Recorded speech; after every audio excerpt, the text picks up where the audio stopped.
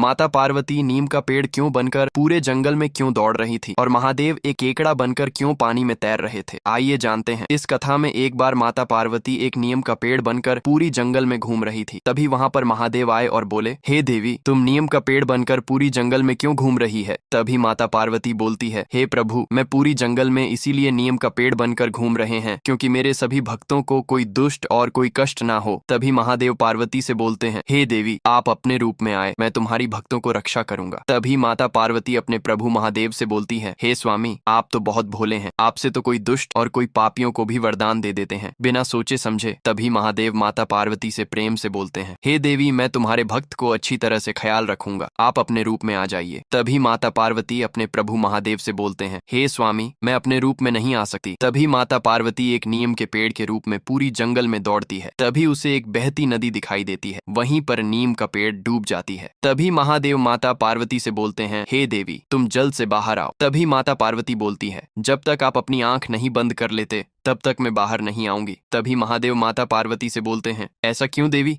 तभी माता पार्वती महादेव से बोलती है, स्वामी, आपकी तो 3 आंखें हैं, आप मुझे तुरंत ही ढूंढ लोगे, इसीलिए आप अपने तीनों आंख बंद कर दीजिए। तभी महादेव माता पार्वती को बोलते हैं, हे देवी, मैं ऐसा कभी नहीं करूंगा क्योंकि मैं पूरी सृष्टि को इसी बंद आंखों से देखता हूँ, कोई पापी मुझसे छुपा नहीं सकता। तभी माता पार्वती महादेव से बोलती है, हे स्वामी, आप मुझसे प्रेम नहीं करते, आप कोई बात बना रहे हैं। तभी महादेव बोलते हैं, हे देवी, मैं तुम्हें बहुत प्रेम करते हैं और मैं तुम्हें बिना सर का ही तुम्हें ढूंढ लूंगा। तभी माता पार्वती महादेव से बोलते हैं, जाइए प्रभु, आप कोई और बहाना बना लीजिए, मैं आपकी बातों में नहीं आऊंगी। तभी महादेव एक केकड़ा का रूप ले लेते हैं जिसमें उसकी सर नहीं रहती और वह केकड़ा बनकर माता पार्वती को जल में ढूंढकर माता पार्वती को अपने हाथ पर बिठाकर पानी से बाहर लाने लगे। तभी माता पार्वती महादेव को देखकर बोलती है, स्वामी, आपकी प्रेम में बहुत शक्ति है, मैं आपसे हार गई। तभी माता पार्वती बोलती है, हे प्रभु, आप तो मुझे ढूंढ ही लिए, आप मुझे विश्वास है, आप मेरे भक्त को बहुत अच्छे से ख्याल रखेंगे, मैं आपको प्रणाम करती हूँ, आप अपने रूप में आए हैं और मेरे सभी भक्तों को आशीर्वाद दें और उनकी दुखों को दूर करें।